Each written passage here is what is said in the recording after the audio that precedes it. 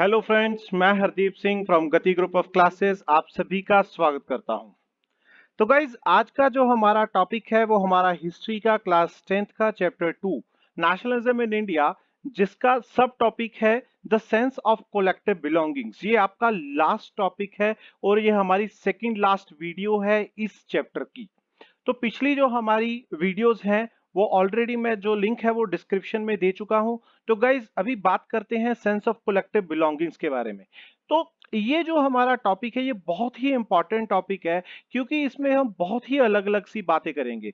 जैसे कि हम देखेंगे कि कैसे स्ट्रगल हुआ, कैसे फोकलोर हुआ, किस किस चीजों पे हमें स्ट्रेस देना है, वो सारा का सारा चीज हम यहाँ पे देखेंगे।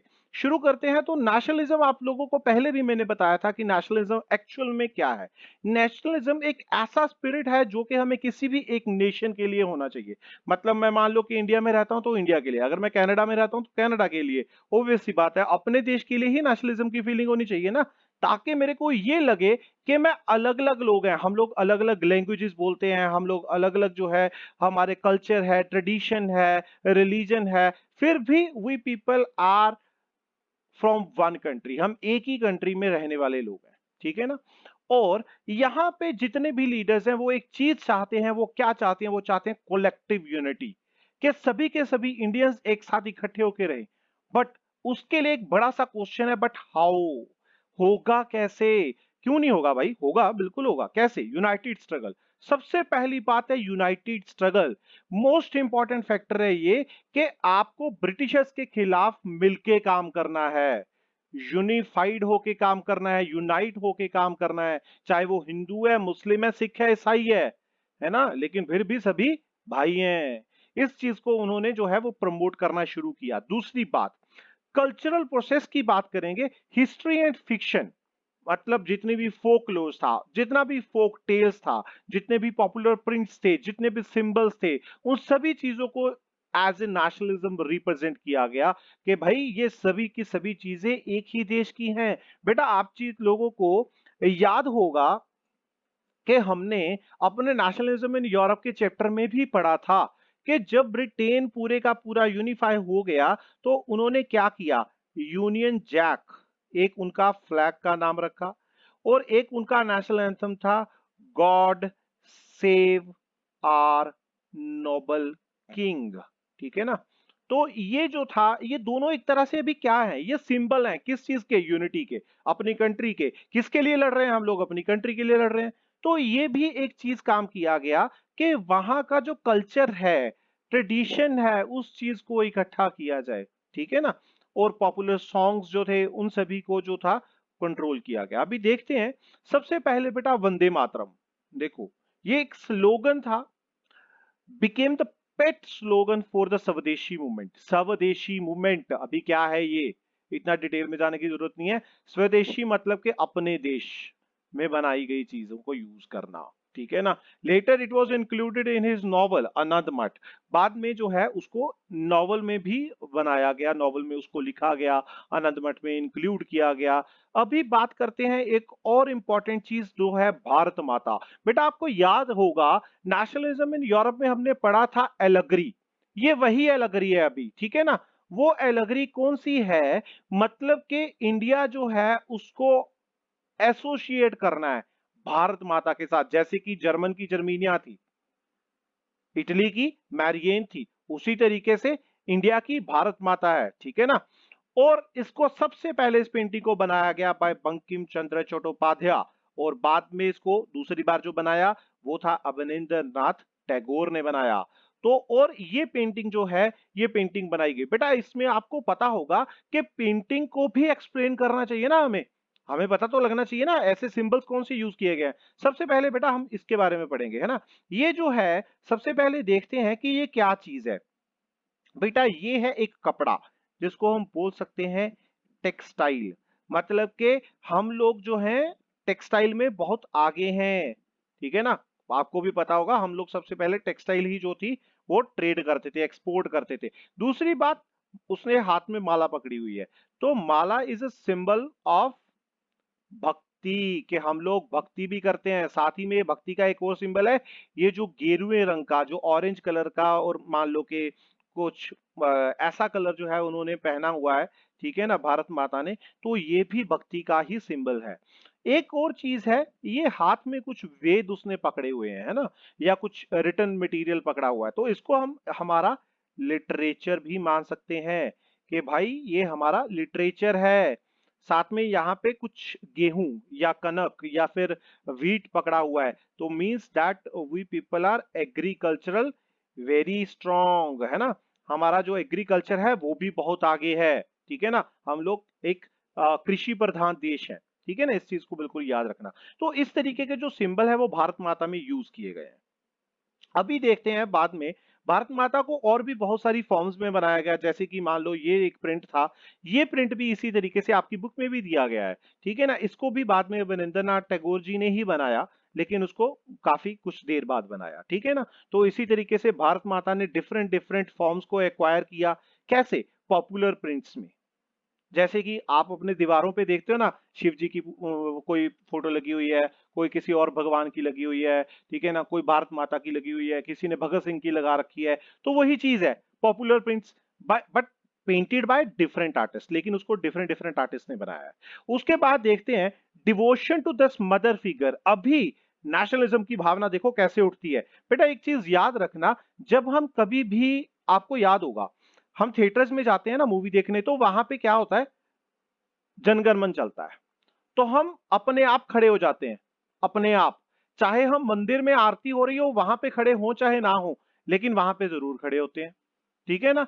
हम गुरुद्वारे में वहां पे अरदास हो रही है तब खड़े हो चाहे ना हो, लेकिन हम वहां पे खड़े होते हैं। क्यों खड़े होते हैं? सिर्फ देशभक्ति के लिए, एक भावना है हम में, है ना, अपने देश के लिए, ठीक है ना, क्योंकि हम उसकी रिस्पेक्ट करते हैं। तो कभी भी मैंने नहीं देखा कि जनगण में कोई भी बंदा जो है वो बिना खड़े रह सके। वो अलग बात है, कोई बुजुर्ग है और नहीं खड़ा हो सकता, ठीक है ना, तो वो अलग बात है।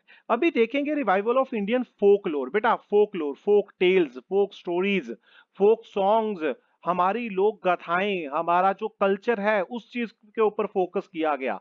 मतलब बार्ड्स, जो मतलब कि अलग जगह जाके जो लोग सुनाते थे, लोगों को गा गा कर सुनाते थे, स्टोरी टेलर मान लो, पोइट्री रेसिटेशन मान लो, है ना, तो वो चीजें जो है उन्होंने इकट्ठी करनी शुरू की, ठीक है।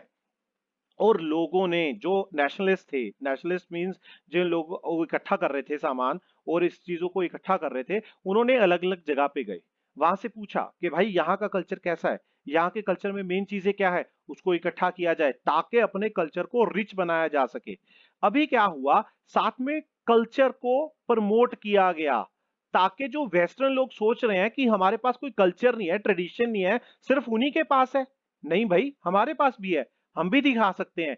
और इवन के रविंद्रनाथ टैगोर जी ने खुद ये चीज काम करना शुरू किया, फोकलोर्स उन्होंने इकट्ठी करनी शुरू की, है ना। इवन के बहुत सारी जो नेशनलिस्ट थे या पोइट्स थे, उन्होंने नर्सरी राइम हो गई, हमारा मिथिहास, है ना, हमारा कल्चर, रिच कल्चर जो है उसको इकट्ठा करना शुरू किया। दूसरी बात, a massive 4 volume collection of Tamil folk tales, जिसको बोला जाता है फोकलोर ऑफ सदर्न इंडिया, जिसको बाद में नतेशा शास्त्री जी ने पब्लिश किया।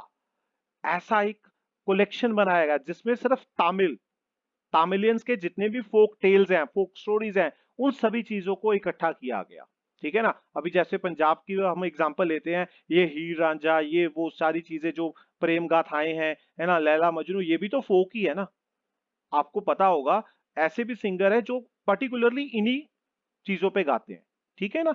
अभी देखते हैं, ही believed that folklore was national literature, कि ये फोकलोर जो है वो नेशनल लिटरेचर है, हमारे देश की धरोहर है ये, ठीक है ना। तो ये मोस्ट ट्रस्टवर्दी है। बेटा एक बात याद रखना, अगर आपको किसी भी कंट्री के बारे में पता करना है तो वहां का लिटरेचर पढ़ लो, आपको पता लग जाएगा, ठीक है ना, वहां का लिटरेचर पढ़ लो। तो इसीलिए पुराने टाइम पे जो महाराजे हुआ करते थे, वो सबसे पहले जब किसी और पे अधिकार करते थे तो वो क्या करते थे, सबसे पहले उनका लिटरेचर तबाह करते थे। क्यों? ताकि उनकी धरोहर खत्म हो जाए, तो नामो निशान अपने आप मिट जाएगा, ठीक है ना। तो ऐसा ही किया जाता था। और अभी देखते हैं री इंटरप्रिटेशन ऑफ हिस्ट्री। हमारी हिस्ट्री में जो कुछ अच्छी चीजें हुई हैं, हम लोगों ने नेशनलिज्म को पाने के लिए जो चीजें की है, हम लोगों ने जो जो इन्वेंशंस की है, साइंस में जो तरक्की की है, वो सारी चीजें इकट्ठी की गई, है ना। ताकि पास्ट और प्रेजेंट को जोड़ा जा सके। पास्ट इतना ज्यादा चमकाओ कि हमारा प्रेजेंट अपने आप चमकने लगे, ठीक है ना। Efforts were made by the many scholars, उन्होंने पास्ट को ग्लोरीफाई करना शुरू किया। उन्होंने ग्लोरियस डेवलपमेंट्स के बारे में लिखा जब हम आर्ट और आर्किटेक्चर में बहुत ज्यादा ऊपर थे। अभी बेटा जाके देखो साउथ में इतने बड़े बड़े टेम्पल्स बने हुए हैं, इवन के बड़ी बड़ी बिल्डिंगें जो हैं वो उसको मात देती हैं। आपको पता होना चाहिए, इतने कमाल के टेम्पल्स बने हुए हैं। यहाँ पे मैं जो है आर्ट भी पढ़ाता हूँ, तो आप उसमें वीडियोस में देख सकते हो। इवन साइंस मैथमेटिक्स, हमारे इतने इतने बड़े बड़े लोग हुए हैं जिन्होंने मतलब कि ऐसा कुछ किया। अभी मेरे को एक बात बताओ, आप लोगों ने नमस्ते लंदन मूवी देखी होगी अक्षय कुमार की। उसमें अक्षय कुमार बताता है कि भाई हमारे देश में इतनी भाषाएं हैं और इतने अखबार छपते हैं, और सबसे पहले शून्य की खोज भी हम ही ने की थी, और आपकी भाषा इंग्लिश जो है वो सबसे ज्यादा हमारे देश में घसी जाती है। तो वो क्या था, वो अपना कल्चर बता रहा था भाई, अपनी हिस्ट्री बता रहा था, ठीक है ना। सीधी सी बात है, अगर हमारे पास है तो बताएंगे ही। तो बेटा इसके अलावा ग्लोरियस टाइम्स के बारे में बताया गया, जब इंडिया कॉलोनाइज्ड हुआ तो हमारा कल्चर जो है वो प्रॉब्लम्स में आ गया। बेचारा क्या करें अब, है ना। तो बेटा अभी कुछ बाल गंगाधर तिलक जो थे, उन्होंने बहुत ज्यादा हेल्प आउट किया इस चीज में, ठीक है ना। उन्होंने एक, क्योंकि सोशल रिफॉर्मर भी थे, ठीक है ना। और बेटा एंशियंट स्क्रिप्ट्स जो थी उनको इकट्ठा किया गया, ठीक है ना। सिविलाइजेशंस के ऊपर बात की गई, और इवन के प्रिजर्वेशन की गई। अन्य हमारे जितने भी मॉन्यूमेंट्स हैं पुरातक, जितनी भी हमारी बिल्डिंग्स हैं उन पे जो है वो पूरा प्रिजर्व किया गया। पेंटिंग स्कल्पचर्स वो सारा कुछ प्रिजर्व किया गया, प्रॉपर एप्रोसिएशन की गई सभी चीजों की, ठीक है ना। तो जितना भी इंडिया के पास्ट के बारे में बताया जा सकता था वो सारी चीजें इकट्ठी कर ली, ताकि हम अपने लोगों को ये चीज दिला सके कि भाई आपको इस चीज के लिए लड़ना है। आपको जो अपनी नेशनलिस्ट की फीलिंग्स जगानी है ना अपने अंदर, वो इस चीज के लिए होनी चाहिए, ठीक है ना। और बहुत सारे जो इंडियन स्कॉलर्स थे बेटा, उन्होंने अलग अलग इंडियन हिस्ट्री कल्चर उसको एक सिस्टमेटिक वे में चलाया, ठीक है ना। एंड आप लोग अभी भी अपने क्लासेस में पढ़ते ही हो, ठीक है ना, कि भाई सोशल साइंस क्या है, हिस्ट्री पढ़ते हो आप, ये सब कुछ पढ़ते हो। तो आप, बहुत सारे बच्चे ना ये क्वेश्चन पूछते हैं, सर हिस्ट्री पढ़ने की जरूरत क्या है। बेटा यही जरूरत है, अगर आपको अपने पुरातन टाइम के बारे में, अपने पास्ट के बारे में नहीं पता, तो आप क्या करोगे, ठीक है ना।